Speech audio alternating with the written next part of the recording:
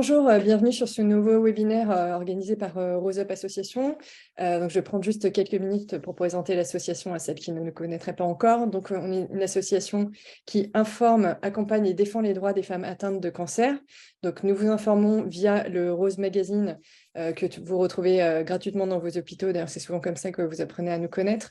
Mais n'oubliez pas aussi que nous avons un site internet rose-up.fr qui contient non seulement les articles du magazine, mais également des contenus plus d'actualités que nous mettons à jour très régulièrement. Nous vous accompagnons dans nos maisons Rose Up à Paris et Bordeaux et également en ligne comme aujourd'hui. Et enfin, nous défendons vos droits via des plaidoyers puisque nous sommes habilités à le faire en tant qu'association de patients. Alors aujourd'hui, on va reprendre un peu la base et on va essayer de répondre à toutes vos questions sur le cancer. C'est quoi un cancer et c'est quoi tous ces termes jargonnants et un peu abscons que vous rencontrez tout au long de votre parcours. Et pour cela, j'ai avec moi le professeur Sagatchian. Je vous laisse vous présenter. Bonjour Émilie, Mahasti Sagatchian. Moi, je suis donc oncologue médical, ce qui est aussi déjà un premier terme un peu abscon, très très professionnel en fait. C'est-à-dire que, en gros, moi personnellement, je m'occupe de patientes qui ont des cancers du sein, mais comme tous mes collègues oncologues médicaux, nous, notre travail, c'est vraiment de participer au diagnostic et ensuite poser les bases de la stratégie de traitement. Après, plus spécifiquement, prescrire les chimiothérapies, faire le suivi de la chimio, la surveillance derrière, et puis orienter éventuellement vers nos collègues radiothérapeutes, chirurgiens, voilà. Et donc, en fait, en oncologie, il y a deux spécialités. Il y a l'oncologie médicale et puis il y a l'oncologie radiothérapique, qui sont les radiothérapeutes. Mais finalement, nous, oncologues, notre travail ne se résume pas à prescrire de la chimio ou prescrire de l'hormono. On est vraiment un peu les coordonnateurs du parcours des patients et on est souvent sur ces parcours de cancéro le référent. Alors que nos collègues chirurgiens ou radiothérapeutes souvent s'arrêtent à la phase de traitement qu'ils font et puis voilà. Voilà. Donc, et donc, je travaille à l'hôpital américain de Paris et j'ai été 17 ans à l'Institut Gustave Roussy. Très bien. Merci pour cette première définition. J'avoue que pour moi, déjà, oncologue médical, je n'étais pas très sûre de la définition, donc c'est Ah parfait. ben voilà. Je propose qu'on commence. Alors, juste oui, pour rappeler les personnes, aux personnes qui nous suivent sur Facebook et via Zoom, si vous voulez poser vos questions, vous pouvez le faire tout au long du webinaire en cliquant sur l'onglet QR en bas de votre écran. Et je transmettrai vos questions au fur et à mesure, en sachant que évidemment, on reste assez général, donc on ne donnera pas de. L'idée, c'est pas de donner une consultation médicale, donc on va essayer de donner des réponses un peu larges pour que tout le monde soit concerné. Alors moi, je propose qu'on commence par la question de base, c'est quoi une tumeur, c'est quoi un cancer? Alors, une tumeur, c'est vraiment un terme très général. Nous, on dit aussi tuméfaction. Une tumeur, ça veut dire en gros une boule. Donc, une tumeur, ça peut être bénin comme ça peut être malin. C'est-à-dire que vous voyez une boule de graisse sous la peau, c'est une tumeur déjà. Mais et un cancer du sein, c'est une tumeur. Donc, en gros, une tumeur, ça désigne un amas de cellules qui forment une boule, et cet amas de cellules peut être précancéreux, peut être cancéreux, peut être tout à fait bénin. Parfois, il y a des tumeurs qui sont à la limite entre le bénin et le malin. Pourquoi? Parce que c'est des tumeurs, en fait, donc c'est des amas de cellules cancéreuses qui peuvent se développer localement, mais qui risquent pas d'aller diffuser ailleurs. Et ce qui fait la différence entre une tumeur bénigne et une tumeur maligne, c'est vraiment cette capacité à aller diffuser ailleurs. Et donc, tumeur, c'est vraiment une description de amas de cellules saines ou normales ou amas de cellules anormales. Voilà. Ok, tout simplement. Et donc, un cancer, c'est une tumeur maligne. D'accord, ok. Et là, on entend souvent aussi des termes comme carcinome, adénome, sarcome, beaucoup de mots avec le suffixe -ome. Oui. Et alors, c'est quoi ces différentes catégorisations Alors là, c'est qu'on est rentré dans l'anatomopathologie de la tumeur, de la description des cellules. C'est-à-dire qu'une fois qu'on a un amas de cellules, souvent, on va couper ça au microscope, cet amas, et le couper et le regarder au microscope, en faisant d'ailleurs des marquages, des colorations, c'est-à-dire qu'on met des produits chimiques dessus qui vont colorer, qui vont permettre de caractériser la tumeur, c'est-à-dire de dire de quel type de tumeur il s'agit. Et d'ailleurs, c'est souvent comme ça qu'on peut dire justement si c'est bénin ou si c'est malin, et ensuite de dire quelle est l'origine, d'où sont venues ces cellules qui ont fait cet amas de cellules. Et donc, par exemple, un adénome, c'est un amas de cellules qui proviennent d'une glande et qui sont bénignes. Alors que, et même chose, par exemple, pour un adénofibrome. C'est un amas de cellules qui sont glandulaires et fibreuses. Donc ça, c'est la description des cellules, mais c'est du bénin et c'est une tumeur bénigne. À l'inverse, un sarcome, c'est là encore, donc l'anatomopathologiste, il a regardé au microscope, il décrit ces cellules et il dit, bah ça ressemble à des cellules qui proviennent des tissus musculaires ou du tissu osseux et qui sont malignes. Et ça, c'est un sarcome. Et ensuite, dans les sarcomes, vous avez plein de sous-types de sarcomes différents en fonction de la localisation de ce sarcome et encore une fois, du type précis de cellules. Et le cancer du sein, par exemple, c'est toujours des adénocarcinomes. Vous voyez? Donc, tout à l'heure, on a dit adénome, c'est bénin. Adénocarcinome, là, c'est cancéreux. Et la cellule adénocarcinomateuse, quand il y en a plein qui se mettent ensemble, bah, ça donne un cancer du sein. D'accord. Et après, dans les adénocarcinomes, eh ben, on peut avoir encore des sous-types, des sous-groupes. C'est un peu, vous voyez, comme décrire des différents entre un arbre et une fleur. Ben, une fois que c'est un arbre, ensuite, vous pouvez avoir un chêne, un bouleau, etc. Ben, les cancers du sein, c'est un peu pareil. Il y en a des sous-types différents. Et l'anatomopathologiste, avec l'immunohistochimie, donc les marquages qu'ils font en marquant les récepteurs, il va pouvoir dire de quel sous-type particulier il s'agit. Et donc, ça, il y a toute une classification, c'est vraiment tout ce travail de plus en plus sophistiqué des anatomopathologistes et toute leur classification et leur description pour nous dire quel est le type de cancer ou de tumeur, et ensuite d'où probablement provient cette tumeur, et ensuite quelles sont ses caractéristiques. Et c'est la base pour nous, parce que c'est ce qui va guider notre traitement. D'accord. Alors, du coup, j'ai une question de Véronique qui rebondit à ce que vous venez de dire sur tumeur maligne ou tumeur bénigne. Elle dit: comment sait-on que la tumeur ne diffusera pas? Alors, en fait, c'est les caractéristiques au microscope des cellules nous permettent de prédire si elles ont ce potentiel, elles sont anormales. Et dans ce cas-là, elles ont ce potentiel de diffusion. Et ça, en fait, c'est quand on regarde, on voit si la cellule est une cellule qui est devenue anormale et qui donc est devenue cancéreuse et donc a la capacité de disséminer ou pas. Et les cellules cancéreuses, elles ont un noyau qui est différent, elles ont une forme qui est différente, elles ont vraiment des caractéristiques qui permettent de les différencier. Même si, encore une fois, il y a des situations où c'est pas si simple entre la cellule maligne cancéreuse à potentiel de développement et la cellule bénigne, et qui peuvent parfois faire l'objet de discussions entre différents anapathes, de deuxième avis, voilà, ça existe. Parce que bon, c'est uniquement sur l'aspect de la cellule qu'on dit ça. Ok. Alors, du coup, on va revenir sur cet aspect de la biopsie. Donc, une biopsie, c'est un prélèvement de la tumeur, c'est ça la définition de la biopsie? Exactement. La biopsie, c'est vraiment un échantillonnage de la tumeur. Donc, quand on fait une biopsie, il y a différentes techniques pour le faire, avec des aiguilles plus ou moins grosses. Ça peut se faire sous anesthésie ou pas. Ça peut se faire avec un guidage radiologique, c'est-à-dire, vous voyez, si c'est pas une tumeur qui est palpable, qui est visible, qui est facilement accessible, parfois il faut s'aider de l'échographie, de la mammographie, du scanner pour trouver l'endroit où on veut faire ce prélèvement, prendre cet échantillon, et ensuite on insère une aiguille creuse, un trocar dedans, et il y a un système d'aspiration qui permet de prélever un tout petit morceau, et vraiment comme une carotte qu'on fait quand on va sonder un terrain, vous voyez, et on prélève un petit bout et on va ensuite l'analyser au microscope parce que, comme je vous l'ai dit, c'est la base du diagnostic. Et donc, sans biopsie, pas de diagnostic possible. Donc, du coup, ce petit bout de tumeur, il va à l'anatomopathologiste. C'est encore un autre terme barbare. Ah oui, oui, il est terrible celui-là. Voilà.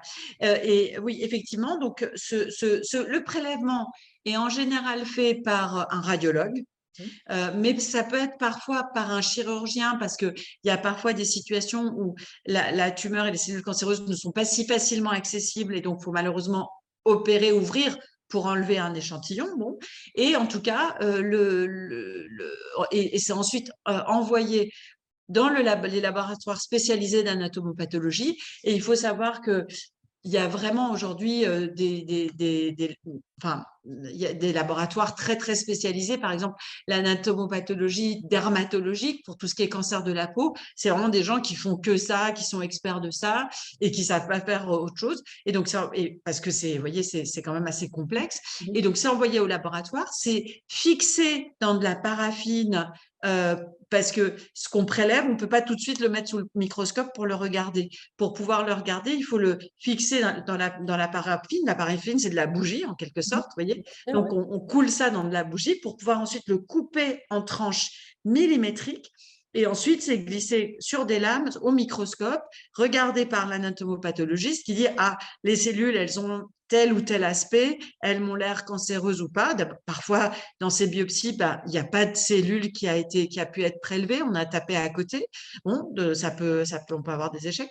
Et puis, dans un deuxième temps, très souvent, comme je vous le disais, une fois la première étape de description de la cellule, ils ont besoin de faire des colorations et des marquages pour pouvoir confirmer leur diagnostic et pour pouvoir préciser leur diagnostic. C'est pour ça que malheureusement, ce diagnostic anatomopathologique, il n'est jamais immédiat. Ça demande un temps de technique qui prend au moins 2 jours, voire jusqu'à 3 semaines quand c'est des choses complexes qui nécessitent plus d'exploration. D'accord. Et quand on parle de stade, de grade, c'est ces marqueurs-là qui permettent de donner les stades et les grades de la tumeur. Qu'est-ce que ça veut dire Oui, alors c'est 2 choses différentes. Ouais. Le grade, c'est une description de la cellule cancéreuse où on va dire, elle est, et c'est pas vrai, pas là pour tous les cancers, mais dans les classifications justement des anatomopathologistes, quand ils regardent les caractéristiques de la cellule, et par exemple en fonction justement de la forme du noyau, de la forme des cellules, dans le cancer du sein, typiquement, ils vont pouvoir grader en grade 1, 2 ou 3. Et ça décrit l'agressivité de la cellule. Plus la cellule a ce potentiel de méchanceté, de capacité de se multiplier vite, d'être envahissante, d'aller se déplacer, plus le grade va être élevé. Donc ça, ça fait partie de la description qu'on va avoir de la biopsie ou de la pièce opératoire vue au microscope, et c'est l'œuvre de l'anapathe. Le stade, c'est différent. Le stade, là, c'est à une échelle beaucoup plus globale. C'est vraiment, une fois qu'on a fait le bilan complet de la tête aux pieds du cancer, et c'est vraiment plus macroscopique. Vous voyez, c'est une vue satellite, en quelque sorte, où on va dire, le cancer, il a atteint seulement l'organe concerné, donc le sein ou le côlon. Donc ça, et si c'est limité au sein ou au côlon, par exemple, typiquement, c'est un stade 1. Si les cellules cancéreuses ont commencé déjà à sortir de l'organe initial pour aller dans le ganglion de proximité, souvent on passe à un stade 2. Donc, vous voyez, c'est vraiment au niveau du corps et de l'évolution et de l'extension dans le corps de l'individu où on a ces stades. Ensuite, le stade 3, c'est aller un peu plus loin vers d'autres ganglions. Le stade 4, ça veut dire que c'est devenu métastatique, c'est allé dans d'autres organes. Donc, le stade, il n'a rien à voir avec les cellules à l'échelle cellulaire, vous voyez, avec ce qu'on voit au microscope. Le stade, c'est vraiment une fois qu'on a fait le scanner ou le PET scanner, la scintigraphie, ou ce qu'on appelle le bilan d'extension, où on voit régionalement et localement jusqu'où le cancer est parti. En dehors de l'organe d'origine. Et donc, et les stades, pour nous, ça nous sert surtout, nous, pour les traitements, pour pouvoir définir notre stratégie de traitement et définir l'agressivité de notre stratégie de traitement et définir aussi le pronostic et le risque de rechute, parce que tous nos traitements sont ajustés à ça. Et donc, voilà, par exemple, sur un stade 1, on sait qu'en général, on se contente d'un traitement localisé et qu'avec ça, en enlevant la tumeur de son site d'origine, normalement, le patient est guéri, il ne faut pas grand-chose de plus. Alors que dans un stade 4, comme le cancer est parti ailleurs, il est devenu métastatique, souvent, c'est des traitements médicamenteux, de chimio, etc. Et c'est des traitements plus longs et plus lourds. Donc, vous voyez, c'est vraiment deux façons différentes de regarder le cancer. Le grade, c'est vraiment au microscope. Le stade, c'est vraiment à l'échelle globale. Ça intègre beaucoup plus de données. Voilà. Vous avez parlé justement des ganglions. Alors, c'est un terme qu'on rencontre souvent, mais dans le corps, ça sert à quoi le Ouais. ganglion enfin, je veux C'est dire, quoi ça, ce truc-là? Ouais. quand on n'est pas malade, ça sert à quoi un ganglion? En fait, les ganglions, c'est vraiment un des organes de notre système de défense immunitaire.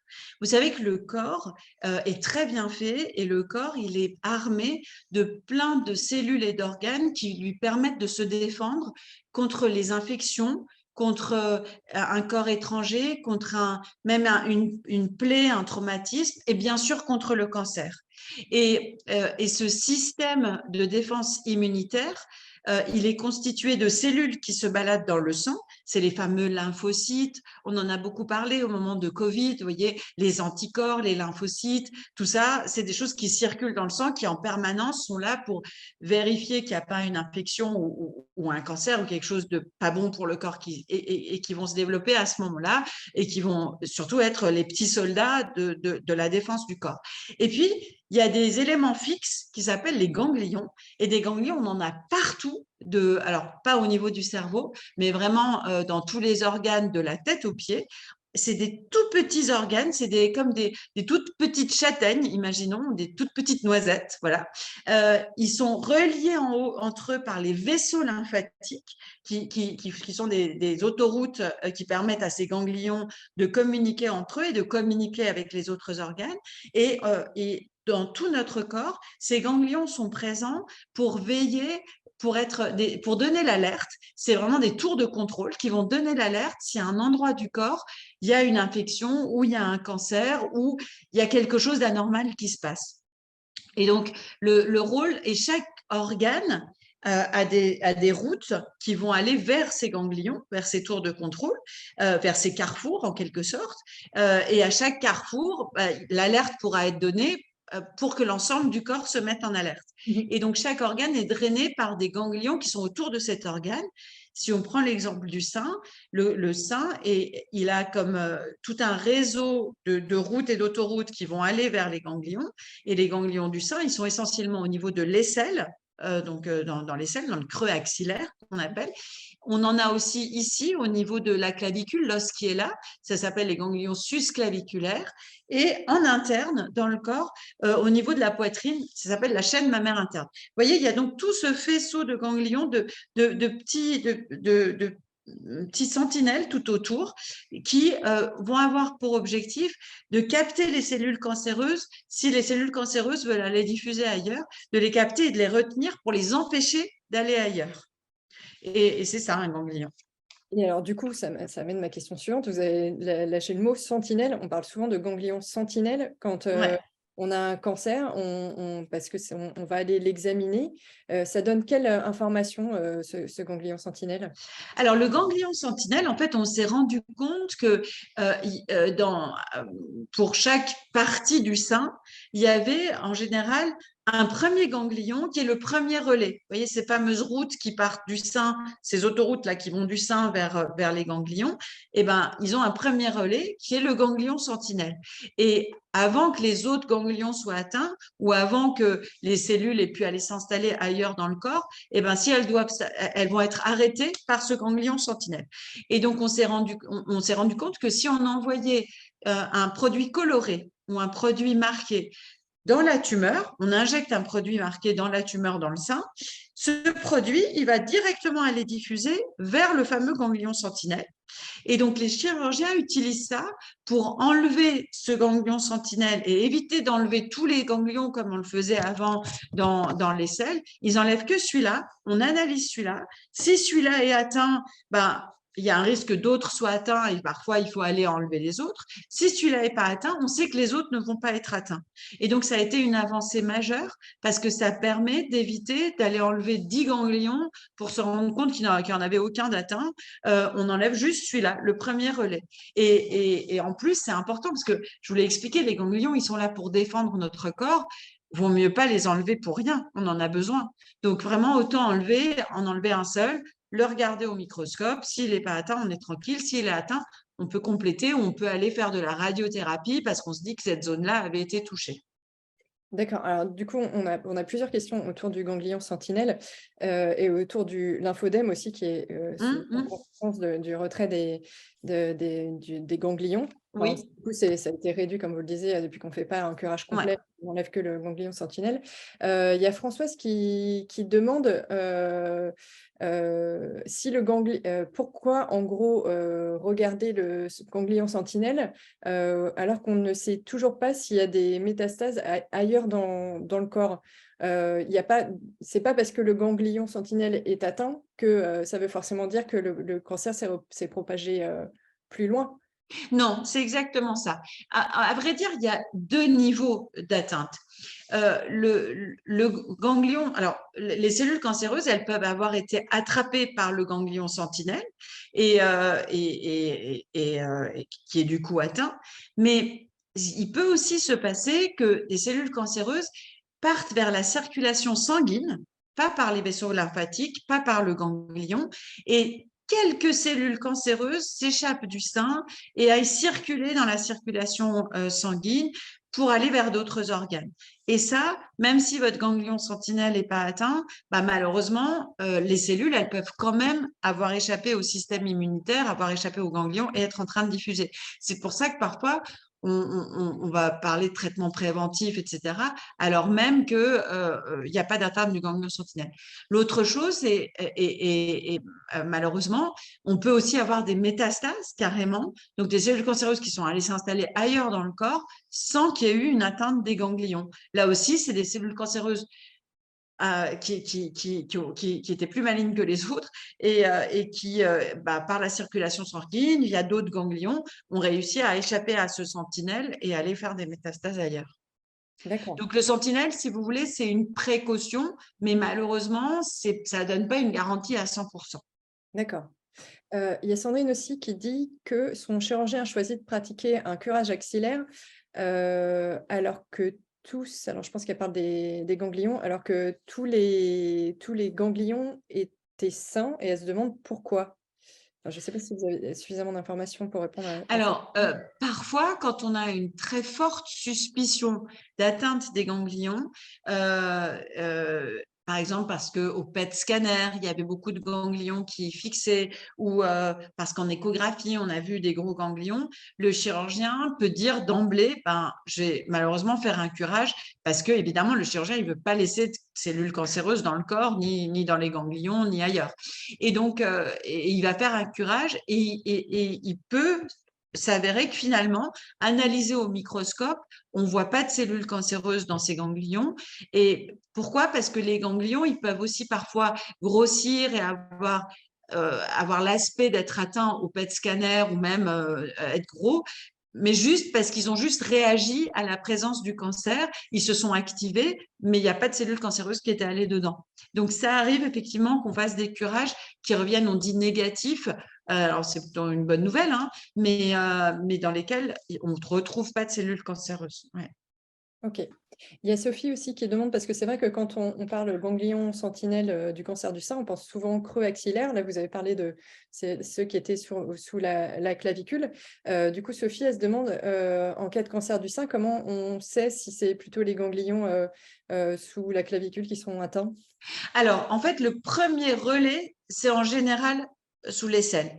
C'est-à-dire que pour qu'il y ait une atteinte de la clavicule, il faut d'abord qu'il y ait une atteinte de l'aisselle et ensuite, ça va à la clavicule. Donc, c'est pour ça que le ganglion sentinelle, c'est toujours au niveau de l'aisselle qu'on le retrouve.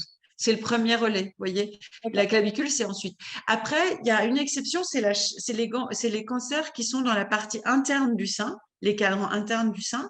Ceux-là, parfois, ils sont drainés par des ganglions très profonds qui s'appellent la chaîne mammaire interne, qui sont inaccessibles à la chirurgie. Et donc, dans ces cas-là, par précaution, on prélèvera quand même un sentinelle dans l'aisselle, mais ça n'exclut pas forcément une atteinte de la chaîne mammaire interne. Mais ça, en général, on le voit hein, sur un PET scan ou une IRM, c'est une atteinte de la chaîne mammaire interne. Et très souvent, si on a une suspicion d'atteinte de la chaîne mammaire interne, comme c'est impossible de faire un geste chirurgical à ce niveau-là, on fait de la radiothérapie par précaution. D'accord. Alors pour finir avec les biopsies, donc là on a parlé des colorations qui marquent les noyaux, la forme de la cellule, mais après on utilise de plus en plus de biomarqueurs. Qu'est-ce que c'est et qu'est-ce que ça donne comme indication, comment on les repère ces biomarqueurs? Alors ça, c'est très, très, très important. C'est vraiment l'avancée majeure en termes d'anatomopathologie et de biologie des cancers. C'est que, en fait, on va vraiment là au niveau de la cellule et au niveau moléculaire de la cellule.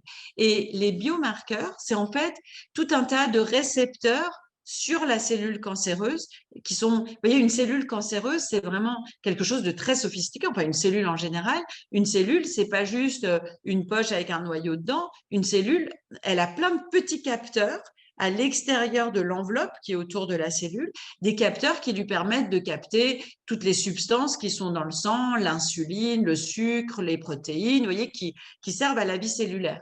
Et en particulier, par exemple, si on prend de nouveau l'exemple du cancer du sein, sur les cellules cancéreuses du sein, il y a des récepteurs pour les hormones qui sont d'ailleurs là aussi sur les cellules normales du sein. Et c'est pour ça que nos seins sont tellement sensibles à nos cycles et aux hormones, etc. Et bref, la cellule, elle a des capteurs pour pouvoir attraper ces hormones qui circulent dans le sang.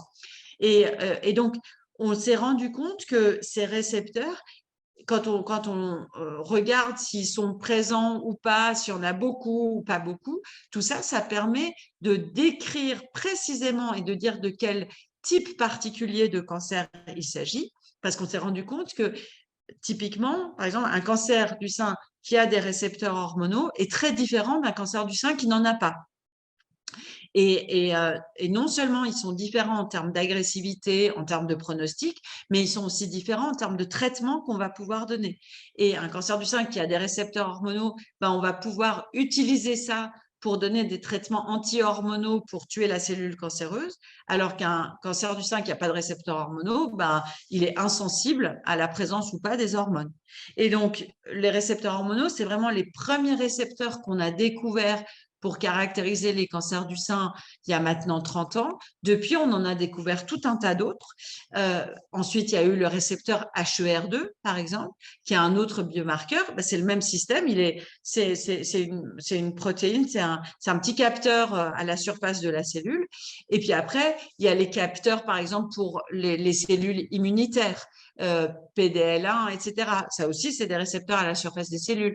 Et puis maintenant, on est allé beaucoup plus loin aussi dans ces biomarqueurs, c'est-à-dire qu'on va même analyser l'ADN le noyau de la cellule cancéreuse et rechercher des mutations au niveau du noyau de la cellule cancéreuse. Ça aussi, c'est des biomarqueurs et qui nous servent, nous, aujourd'hui, et d'abord qui servent à développer de nouveaux médicaments très ciblés. Et toutes les thérapies ciblées, elles viennent parce qu'on sait qu'il y a des biomarqueurs et qui peuvent vraiment permettre de cibler les cellules cancéreuses. Donc, ça sert aux thérapies ciblées, mais ça sert aussi à décrire le type de cancer et à savoir quel est le risque que ce cancer diffuse, quelle est son agressivité, etc.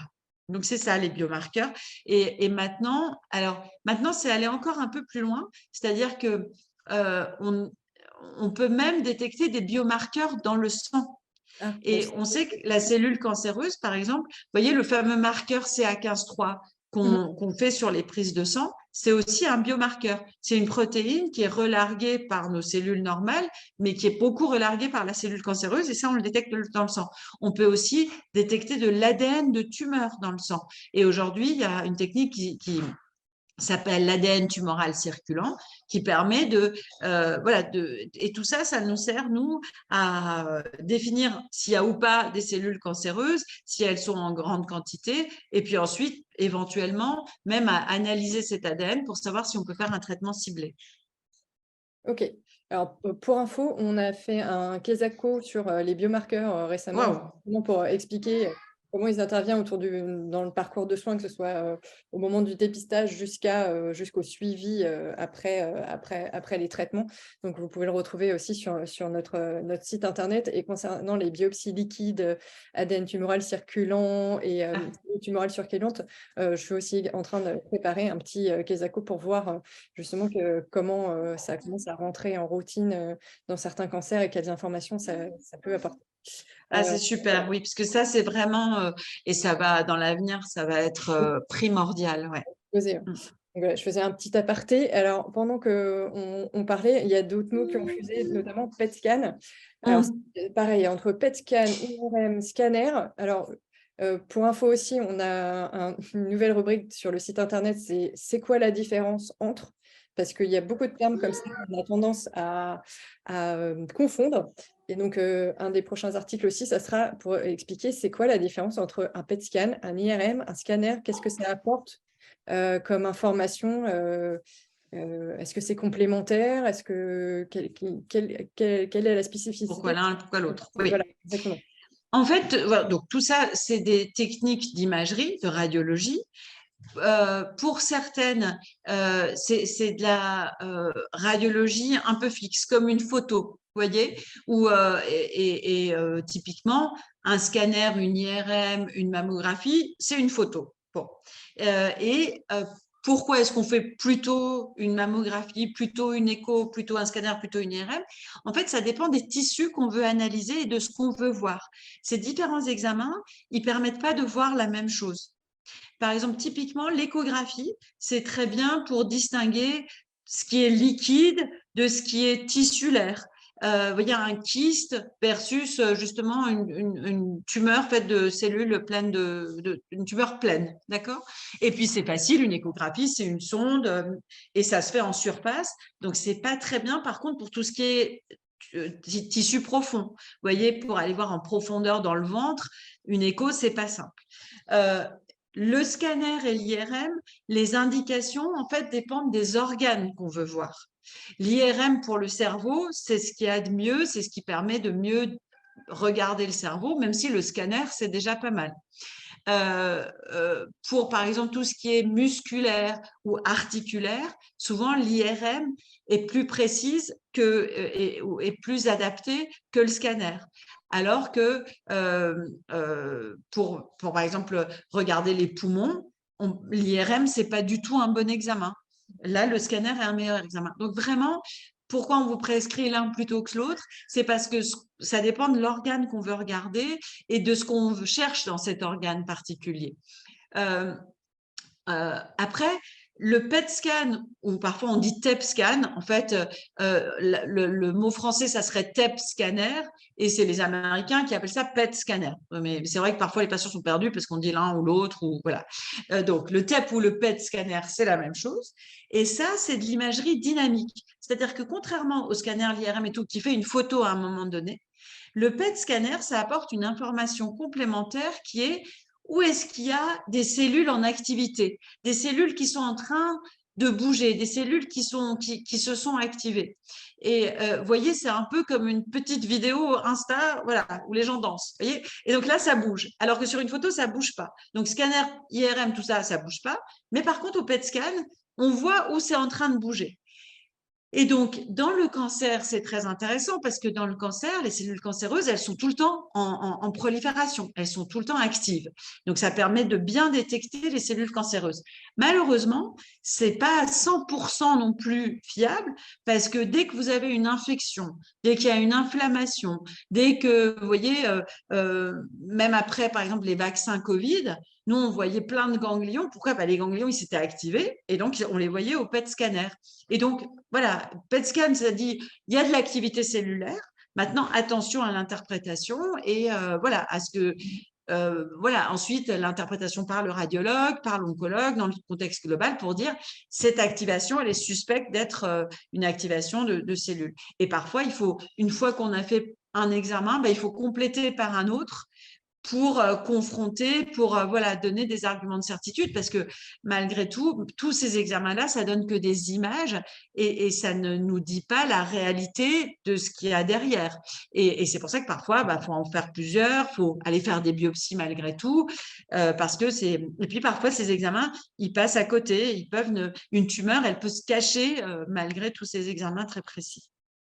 Ok, donc là, on a passé en revue un peu tous les examens qui sont faits en amont pour choisir les bons traitements. Alors, on connaît la chirurgie, la chimiothérapie, la radiothérapie. Est-ce qu'on peut rappeler juste brièvement comment fonctionne la radiothérapie et la chimiothérapie? Et aussi, des fois, la chimiothérapie vient avant la chirurgie, des fois après. On a l'impression qu'il n'y a pas vraiment d'ordre dans les traitements. Là aussi, c'est comment se fait le choix de En l'ordre? fait, on s'est rendu compte vraiment, et ça fait maintenant depuis 30 ans que la cancérologie s'est développée, on s'est rendu compte, et c'est ce qui a permis de guérir les cancers, hein, c'est la force de cette cancérologie pluridisciplinaire, c'est que pour guérir définitivement d'un cancer et éviter que ça rechute, comme de base, une cellule cancéreuse, elle est premièrement programmée pour pas mourir. C'est ça qui la rend cancéreuse. Programmée pour se multiplier, programmée pour se développer, programmée pour aller se mettre partout dans le corps. On s'est rendu compte que si on voulait guérir des cancers, il fallait non seulement tuer les cellules cancéreuses, non seulement les enlever de là où elles se sont développées, mais aussi faire des traitements qui évitent que ces cellules se propagent ou s'installent ailleurs. Et c'est pour ça que du coup, on s'est rendu compte, c'est que c'était vraiment le plus souvent la combinaison de traitements locaux comme la chirurgie, donc de traitements très ciblés, très localisés, comme la chirurgie ou la radiothérapie, associés à des traitements qui vont aller partout dans le corps, comme la chimiothérapie, l'hormonothérapie ou même l'immunothérapie. C'est vraiment la combinaison de ces deux-là qui va permettre de se débarrasser du cancer là où il s'est développé, mais aussi d'éviter qu'il aille se propager et qu'il aille se développer ailleurs. Et encore une fois, ce qui distingue ces deux types de traitements, c'est que chirurgie et radiothérapie, c'est localisé, ça va cibler un endroit très précis. Chimiothérapie, hormonothérapie, immunothérapie, thérapie ciblée, ça va diffuser partout dans le corps et ça va attraper et tuer les cellules cancéreuses partout dans le corps. Et le principe de tous ces traitements, c'est qu'en fait, une cellule cancéreuse, parce qu'elle est elle est hyper active, elle va être en même temps très sensible à la chimiothérapie ou à la radiothérapie qui vont venir la tuer vraiment, parce que toutes ces techniques-là, en fait, elles vont préférentiellement, la chimio et la radiothérapie, ça s'attaque préférentiellement à des cellules qui sont en train de se multiplier vite. Et c'est comme ça que la chimio et la radiothérapie s'est développée. Pour ce qui est de l'hormonothérapie ou des thérapies ciblées, c'est un peu différent. C'est que là, en fait, on va être un peu plus subtil et on va en fait aller cibler ceux dont la cellule cancéreuse a vraiment besoin pour se développer. Par exemple, l'hormonothérapie, on va bloquer l'arrivée des hormones dans la cellule cancéreuse et une cellule cancéreuse hormonodépendante, elle ne peut pas survivre sans hormones. L'immunothérapie, c'est encore différent, c'est qu'on va aller stimuler votre propre système immunitaire, les fameux ganglions, lymphocytes, etc., pour tuer la cellule cancéreuse. Donc, vous voyez, tout ça, c'est des façons différentes d'aborder cette cellule cancéreuse et ce cancer qui, par définition, est là pour se développer, se propager.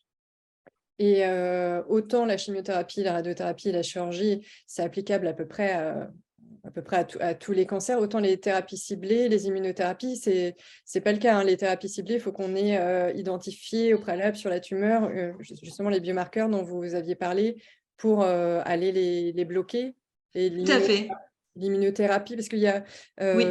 Genet qui demandait, si je résume, qui peut bénéficier de l'immunothérapie, parce on en entend beaucoup parler. Oui. On a l'impression que c'est un peu miraculeux comme traitement, mais tous les cancers n'en bénéficient pas actuellement. Donc, on en est où au niveau de l'immunothérapie? Alors, c'est vrai que l'immunothérapie, sur le principe, ça consiste donc à stimuler notre système immunitaire pour détruire les cellules cancéreuses. Le problème, c'est que il y a des cancers qui sont très sensibles au système immunitaire.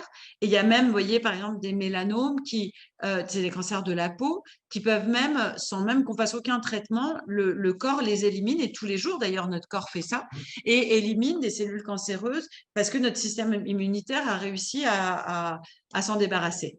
Mais il y a des cancers qui, en fait, échappent au système immunitaire.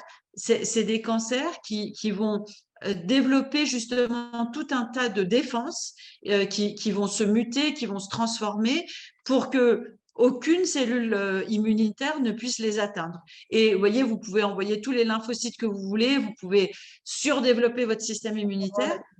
La cellule cancéreuse, elle va être plus forte. Et c'est peut-être parce qu'aussi, aujourd'hui, on n'a pas encore très bien compris à quel type de défense immunitaire qu'il fallait développer pour ces cellules cancéreuses-là. Donc aujourd'hui, il y a vraiment certains cancers très particuliers pour lesquels on a démontré l'efficacité de l'immunothérapie, en particulier dans le cancer du rein, dans le mélanome, dans le cancer du poumon.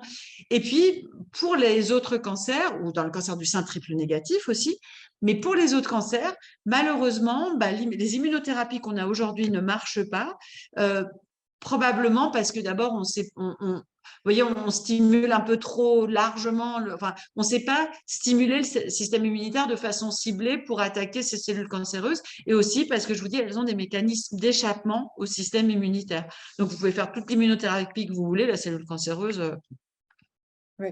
Donc, ce n'est pas pour tout le monde, pour le moment. Pour le moment.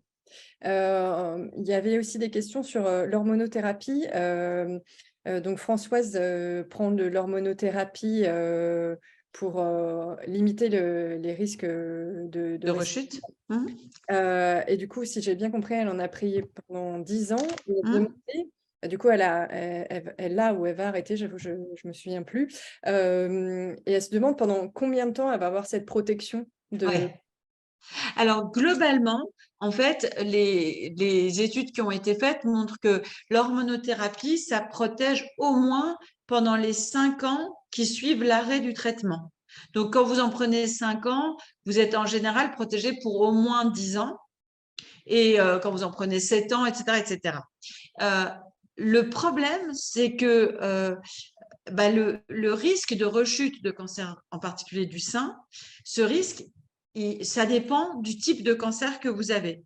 Et il y a des cancers qui vont risquer de rechuter dans les 5 ans ou dans les 10 ans, d'autres qui risquent de rechuter beaucoup plus tard, à 15 ans.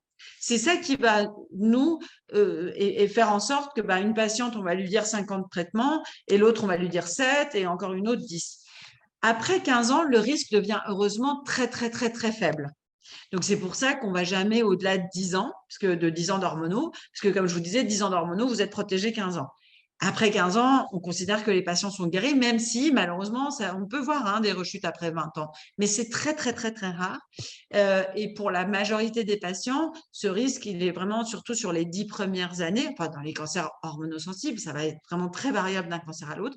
Et c'est pour ça que la durée optimale pour la plupart des patientes, c'est 5 ans d'hormonaux. D'accord. Et donc, voilà, cette patiente, franchement, au-delà de 10 ans d'hormonaux, et bravo d'avoir déjà pu prendre 10 ans d'hormonaux. Elle vient de répondre Ouais. qu'elle avait fait 5 ans. Elle a fait 5 ans. Voilà, 5 ans, ça l'a protégée. Et même après 10 ans, pour la plupart des cancers, le risque devient très faible. Et c'est pour ça qu'il y a eu plein d'études qui ont regardé s'il fallait faire 5 ans, 7 ans, 10 ans. Au final, on s'est rendu compte qu'au-delà de 10, ça ne sert à rien. C'est 5 pour la plupart des patientes, 7 à 10 pour celles qui ont un risque plus important. D'accord. Donc, tout ça, c'est vrai pour des cancers hormonodépendants, C'est mais ça, au sein même de cancers hormonodépendants, il y a plus ou moins de c'est risque ça. de récidive. Exactement, exactement. Oui. Ok, alors il y a plusieurs types d'hormonothérapie pour répondre à la question de Sophie. Il y a les anti-aromatases, le tamoxifène. C'est quoi la différence? Alors, effectivement, il y a en gros 2 grandes catégories d'hormonaux. Il y a l'hormonothérapie qui va aller agir directement sur le récepteur à l'œstrogène à la surface de la cellule cancéreuse. Donc, ça, c'est un type de molécule, de médicament. Et ça, il y a le tamoxifène et il y a le fulvestrant, le faslodex. Ceux-là, ce qu'ils font, c'est qu'ils agissent vraiment directement sur la cellule cancéreuse, sur son récepteur, et vont empêcher l'œstrogène, les hormones, de venir stimuler cette cellule cancéreuse. Et après, il y a une autre catégorie qu'on appelle les anti-aromatases. Et ces anti-aromatases, elles vont en fait empêcher la production d'œstrogène par le corps, mais seulement chez les femmes ménopausées. Parce que ça agit sur le mécanisme de production d'oestrogène, enfin d'hormones, des femmes ménopausées. Et donc, autant le tamoxifène, le fulvestrant, ça marche à tous les âges, parce que vous voyez, on cible la cellule cancéreuse, autant les autres, les anti-aromatases, ça ne marche que chez les femmes ménopausées. Et c'est pour ça que si on veut donner, par exemple, ces anti-aromatases à une femme non ménopausée, il faut artificiellement la ménopauser avec des médicaments ou avec de la chirurgie. D'accord. Alors, on a fini avec plus ou moins, on a fait le tour un peu des traitements. Alors, si j'ai une question de Christelle qui repose la question sur l'immunothérapie dans le cancer du sein triple négatif. Donc oui, ça existe, mais pour l'instant, c'est que dans les cancers en conditions métastatiques, si je ne me trompe pas. Non, non, non. Non, Non, non. En fait, on a eu vraiment, Ouais. ces 2 dernières années, une avancée qu'on attendait depuis très, très longtemps dans le cancer du sein avec l'immunothérapie, en particulier dans le cancer du sein triple négatif. Et c'est vrai qu'on a d'abord eu les résultats des études chez les patientes avec des cancers métastatiques, donc des cancers qui se sont généralisés, où on s'est rendu compte que l'immunothérapie, ça marchait chez ces patientes. Alors, à condition que leur tumeur soit immunosensible. Donc, il y a un marqueur et un score qui s'appelle le PDL1 qu'il faut tester. Et si la tumeur est sensible au système, à l'immunothérapie, donc avec ce PDL1, l'immunothérapie, ça marche. Si la tumeur a réussi enfin, elle n'a pas les capteurs pour l'immunothérapie ne va pas marcher. Ça, c'est en phase métastatique. Dans les cancers localisés, donc un cancer du sein localisé, toujours triple négatif, l'immunothérapie, ça marche, ça permet d'augmenter l'efficacité de la chimiothérapie et de diminuer le risque de rechute. Et là, pour le coup, ça marche, quel que soit ce marqueur PDL1 et ce score CPS, parce que la tumeur localisée, elle est pour le moment moins méchante que la tumeur qui est devenue métastatique, et elle n'est pas encore, elle sait pas encore se défendre contre le système immunitaire. Et donc l'immunothérapie, ça marche à chaque fois pour le cancer triple négatif localisé. Donc il faut en faire à partir d'une tumeur de 2 cm, on fait de l'immunothérapie. Ok. On va aborder aussi un effet secondaire dont on n'a pas parlé quand on parlait des ganglions sentinelles, c'est le lymphodème. Il y a Yannick Marie, je pense que ça doit être un mail groupé, donc ça doit être Marie, qui a un cancer du col de l'utérus, et suite au retrait des ganglions sentinelles, donc j'imagine au niveau de l'aine peut-être, elle a une jambe qui a gonflé. Oui. C'est ce qu'on appelle le lymphodème. C'est quoi exactement? Parce qu'on dit souvent que c'est une accumulation de lymphe, mais c'est plus compliqué que ça. En fait, le lymphodème, c'est comme si vous aviez une autoroute qui était bouchée.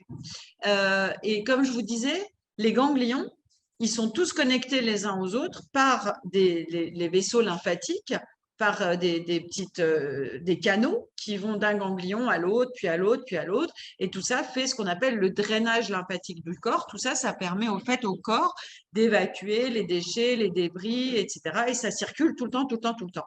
Le problème, c'est que quand vous enlevez un ganglion dans ce réseau lymphatique, donc un de ces relais, ou si vous coupez un vaisseau lymphatique ou plusieurs vaisseaux lymphatiques, bah, du coup, ça fait comme si vous aviez bouché votre autoroute et le liquide ne circule plus. Et donc, le corps, il continue à produire des déchets, à produire de la lymphe et du liquide, sauf qu'il n'y a pas moyen de l'évacuer. Et donc, ça s'accumule et ça fait gonfler, ça donne de l'œdème, ça peut distendre la peau, donner de la rougeur, de la douleur, voilà. Et c'est très compliqué à traiter parce que en fait, ces vaisseaux lymphatiques, ils sont microscopiques, ils sont minuscules. Il n'y a pas moyen de les remplacer une fois qu'ils ont été abîmés. Et donc, c'est des drainages lymphatiques. Il faut artificiellement essayer de drainer ce liquide. C'est très compliqué. Pour info, là aussi, on a fait un quesaco sur le lymphodème parce que donc il y a cette accumulation de lymphe, mais c'est aussi un épaississement de la peau. Enfin, Oui, parce que le liquide, en fait, va vraiment diffuser sous la peau, dans les tissus. Et oui, c'est vrai, c'est pas une poche de liquide qu'on pourrait drainer. C'est vraiment voilà, comme un dégât des eaux, vous voyez, où le liquide s'infiltre dans les tissus et il n'y a pas moyen de l'aspirer, quoi. Les simples massages drainants sont pas suffisants. Non. Pour information, on a fait aussi un webinaire sur le lymphodème avec le docteur Vigne, qui le pape. Voilà, le pape du lymphodème à l'hôpital Cognac-Jay. Donc, il est en replay sur notre chaîne YouTube. N'hésitez pas aussi à le consulter. Le temps file. Alors, on voulait aborder quand même aussi la question des métastases. Quand est-ce qu'on parle de métastases? Donc, on a bien compris que ce n'est pas parce que la tumeur, enfin, certaines cellules cancéreuses sont allées dans les ganglions à côté qu'on parle de métastases. Quand est-ce qu'on parle Alors, oui et non. C'est-à-dire qu'il y a deux types de façons d'utiliser ce mot métastase.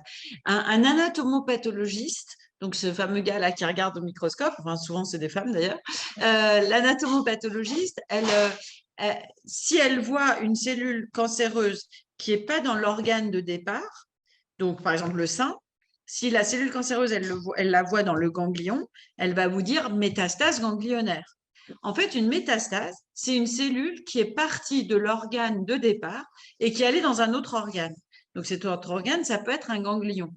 Une métastase dans un ganglion, on en a parlé tout à l'heure, c'est presque normal. Le ganglion, il est là pour ça.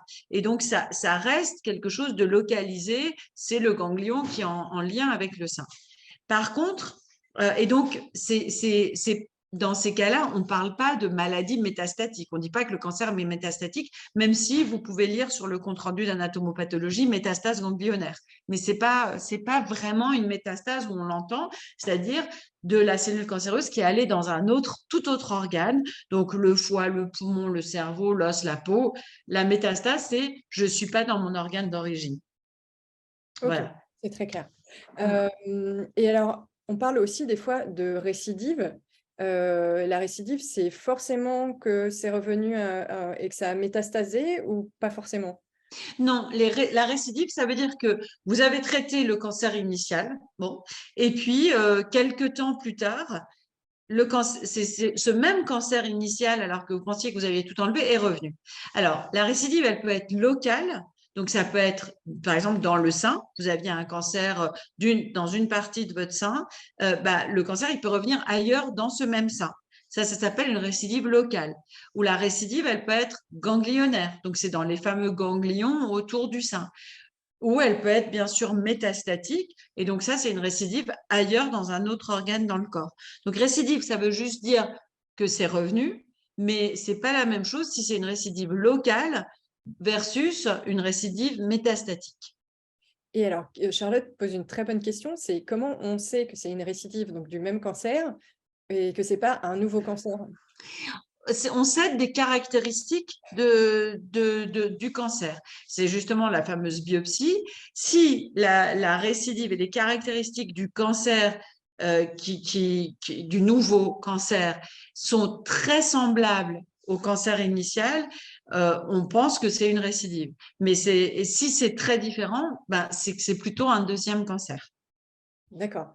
Et alors, on a une question de Daniel sur Facebook qui est très intéressante et qui rejoint les questions sur les thérapies ciblées, donc qui sont là pour bloquer, comme vous disiez, des récepteurs, notamment à la Hum, surface des cellules ou certains mécanismes hum. au niveau de l'ADN. Quand le cancer récidive, est-ce qu'il peut arriver qu'il y ait des nouveaux biomarqueurs, par exemple, qui réapparaissent qui apparaissent, qui n'étaient pas là au départ et qui apparaissent et qui fait que, alors qu'on n'aurait pas pu bénéficier d'un traitement par thérapie ciblée ou par immunothérapie, à ce moment-là, on peut en bénéficier? Ça peut C'est une changer. excellente question parce que c'est vraiment la question d'actualité et c'est la question vraiment extrêmement importante justement dans les récidives pour décider des traitements et faire les bons traitements. Effectivement, quand la tumeur récidive, elle peut muter, ça peut être aussi un sous-groupe du cancer initial. Vous voyez, dans le cancer initial, les cellules, elles sont quand même pas toutes à 100% identiques. Et donc, ça peut être un sous-groupe de ce cancer initial qui a donné la récidive. Ou au moment de la récidive, la cellule, elle peut avoir muté. Une cellule qui avait des récepteurs hormonaux, elle peut avoir moins de récepteurs hormonaux et vice-versa. Bref, ça peut considérablement changer. Et c'est fondamental parce qu'aujourd'hui, nos meilleurs traitements sont les traitements ciblés. C'est les plus efficaces, c'est en général les moins toxiques. Donc, il faut absolument, quand on a une rechute, vraiment essayer autant que possible de refaire une biopsie, de refaire une analyse, de retourner faire les récepteurs hormonaux, le HER2, le fameux PDL1 ou d'autres marqueurs, parce que ça peut considérablement changer le traitement. Et même au cours de l'évolution de la maladie, chez quelqu'un qui a un cancer métastatique, bah, de nouveau, ça peut muter, ça peut changer. Et c'est pour ça que de temps en temps, on rebiopsie et on refait ces prélèvements. Aujourd'hui, c'est vraiment le cœur du sujet. Ouais. OK. Alors, avant de finir, on va aborder juste deux petites choses. Il y a un spectateur anonyme, du coup, je ne peux pas le donner son prénom, qui parle des prédispositions et notamment il demande si, quand on a un cancer du sein, est-ce que ça augmente le risque de cancer de l'utérus ou d'autres cancers. Qu'est-ce qu'on sait de ces prédispositions et de liens entre certains cancers? Alors, en fait, il y a deux choses. Quand on a une prédisposition génétique, une mutation génétique, qu'on a le plus souvent d'ailleurs hérité de sa mère ou de son père, et ça peut être les deux, hein, parce que parfois on croit que par exemple le cancer du sein, ça vient que des mères. Non, vous pouvez malheureusement hériter de la prédisposition génétique qui est passée par le père. Bon. Et donc, bref, quand on a une mutation génétique qui prédispose au risque de cancer, selon le type de mutation, ça peut vous prédisposer, par exemple, une mutation BRCA, ça prédispose au risque de cancer du sein, mais aussi au risque de cancer de l'ovaire, un peu moins, mais aussi au risque de cancer de pancréas, au risque de cancer de prostate. Donc ça, c'est des mutations qui vous... Et il y a d'autres types de mutations. Par exemple, la mutation PTEN, elle va exposer à certains cancers, etc. Et donc, pour chaque mutation, aujourd'hui, on sait quel est le risque de cancer qu'on peut avoir. Et si vous avez une mutation BRCA, par exemple, c'est pas parce que vous avez eu un cancer du sein que vous avez plus de risques d'avoir votre cancer de l'ovaire.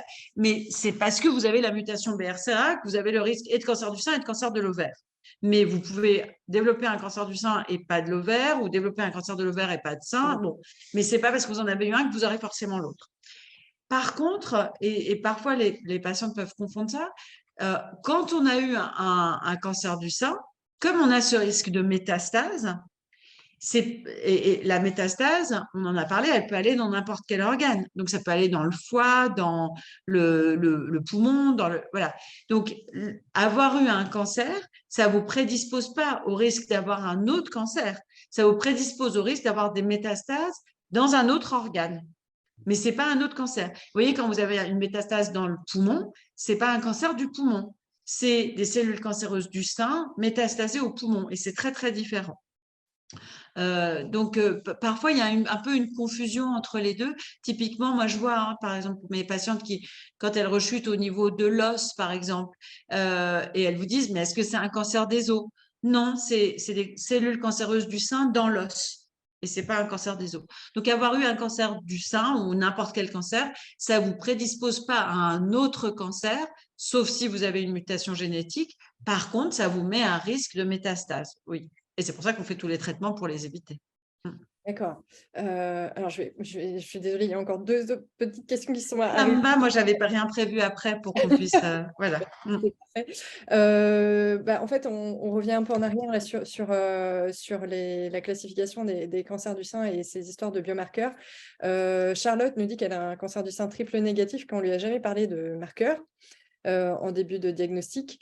Et du coup, elle se demande si elle pourrait bénéficier de l'immunothérapie. Alors, les cancers du sein triple négatifs, ils ont cette particularité-là, justement, de ne pas avoir de biomarqueurs. Oui, c'est vrai. Elle a C'est ça. ça. Et c'est pour ça qu'on les appelle triple négatifs. C'est que le cancer, il a ni le récepteur à l'œstrogène, ni le récepteur à la progestérone, ni le HER2. C'est pour ça qu'on dit triple négatif. Par contre, pour ce qui est de l'immunothérapie, il y a deux choses. D'abord, effectivement, pour savoir si on peut avoir de l'immunothérapie en phase métastatique, on teste le PDL1, sauf que ça se fait qu'en première ligne métastatique. C'est-à-dire que c'est vraiment quand vous avez la rechute métastatique, le premier traitement qu'on vous fera, ça pourrait être de la chimio et de l'immunothérapie.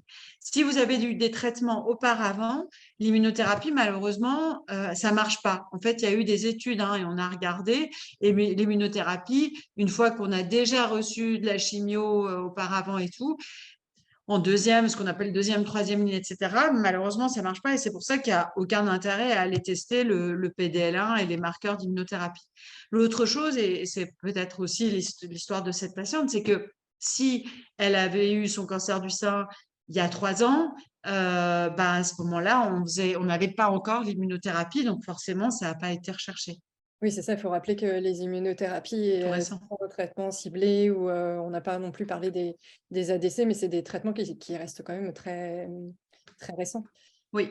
En effet, si le cancer a été diagnostiqué il y a longtemps, on n'avait peut-être pas encore ces traitements à disposition.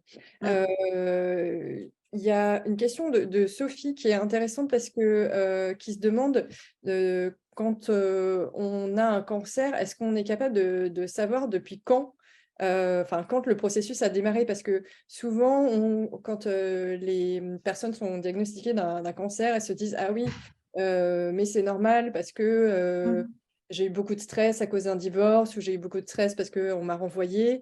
Donc, il y a une certaine Oui. Chronologie. une Oui. chronologie et on se dit que oui, c'est parce qu'il y a eu un événement il y a quelques mois que ce cancer, que ce cancer s'est développé. En fait, le cancer, avant qu'il soit détectable, il peut se passer beaucoup de temps. Oui, tout à fait. En fait, c'est vrai que il faut savoir que un cancer même de 5 millimètres, il devient visible et détectable. Et 5 millimètres de cancer, c'est des milliers de cellules cancéreuses déjà. La cellule cancéreuse, c'est encore une fois visible au microscope à un grossissement 1000, vous voyez. Donc, 5 millimètres de cancer, c'est déjà des milliers de cellules cancéreuses. Et avant que ces milliers de cellules cancéreuses, elles soient devenues des milliers, qu'elles se soient toutes regroupées, parce qu'au début, ça peut se développer un peu de façon éparpillée, quelques cellules, et puis après des centaines, et puis après, et au moment où ça devient visible et détectable, c'est qu'il s'est passé beaucoup de temps. Alors, c'est un temps qui est variable en fonction du type de cancer. Il y a des cancers qui mettent 10 ans à se développer, d'autres qui se développent peut-être sur moins d'années parce qu'ils sont plus agressifs. Mais en tout cas, le souci, c'est qu'avant qu'ils soient détectables à l'échelle cellulaire et au moment où ça commence, c'est totalement indétectable. Au stade où il y a la première cellule cancéreuse qui apparaît, ou même 100 ou même 5000, c'est indétectable. On est à l'échelle microscopique. D'accord. C'est pour ça qu'on veut essayer d'aller vers des tests, le fameux ADN tumoral circulant, qui permettent de détecter d'une façon ou d'une autre ces cellules, alors qu'il n'y en a que quelques centaines ou quelques milliers. Ça serait, voilà, ça serait vraiment du dépistage très précoce. Mhm. Mm. Ok. Alors pour finir, j'aimerais qu'on comprenne un terme que les oncologues ont des fois du mal à lâcher, c'est le terme de rémission et le terme de guérison. Mm. C'est quoi la différence et quand est-ce qu'on parle de guérison, qui est quelque chose que les malades attendent souvent C'est avec ça. impatience et qui tarde des fois à arriver. Je sais qu'il y a même des oncologues qui n'osent pas Tu le utiliser dis jamais? le terme. Ouais. En fait, c'est une question de temps, la différence entre les deux. En fait, comme je vous le disais tout à l'heure, prenons le cas du cancer du sein. Le cancer du sein, il peut rechuter tardivement, parfois. Parfois, il peut revenir 10 ans, 15 ans après. Et en fait, le problème, c'est que du coup, par exemple, quand vous êtes à 5 ans, bien sûr, votre patiente, elle n'a pas rechuté, elle a l'air guérie, mais qu'on n'est qu'à 5 ans. Et donc, malheureusement, on ne peut pas garantir que 1 an, 2 ans, 7 ans après, elle ne va pas rechuter. Donc, en fait, c'est une question à la fois de temps et de probabilité. Donc, quand on a été traité d'un cancer du sein localisé, qu'on a eu de la chirurgie, de la chimio, de l'hormono, les rayons, tout ce qu'il faut, bon, le plus probablement, on est guéri. Parce que le plus probablement, on est guéri le lendemain de la chirurgie, en vrai, parce qu'on a enlevé le cancer. Et le plus probablement, dans le cas du cancer du sein, il ne reviendra pas. Pour 80% des patientes, il ne reviendra pas et elles sont guéries. Mais malheureusement, il y a quand même 20% de patientes, et en gros, en moyenne, qui peuvent rechuter. Elles peuvent rechuter dans les 15 ans qui viennent, voire plus. Donc, c'est pour ça qu'on strictement, on ne peut pas leur dire qu'elles sont à 100% toutes forcément guéries, même si la plupart le sont. Et donc, on parle un peu avec précaution de rémission. Et la rémission, c'est une sorte de, voilà, c'est une guérison en attendant de voir passer le temps et d'être sûr que ça ne reviendra pas. Et donc ça, c'est pour les cancers localisés. Dans les cancers métastatiques, en tout cas dans le cancer du sein, aujourd'hui, on peut difficilement, en tout cas au stade actuel des choses, parler de guérison. Parce que malheureusement, le cancer du sein métastatique, quand la cellule elle est allée un peu ailleurs dans le corps, elle peut malheureusement se réveiller. C'est une cellule qui est agressive et elle peut se réveiller à n'importe quel moment. Et donc là, on parlera de rémission ou de réponse dans le cas où on a fait les traitements, ça a très bien marché, on voit ça a diminué, soit complètement, soit partiellement. Donc, on parle de rémission, mais il peut y avoir une nouvelle progression du cancer.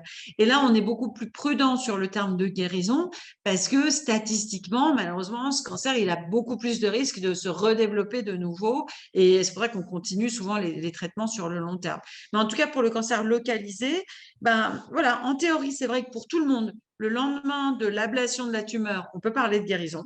Et il faut oser le dire, parce que ça va être vrai pour la plus grande majorité des femmes.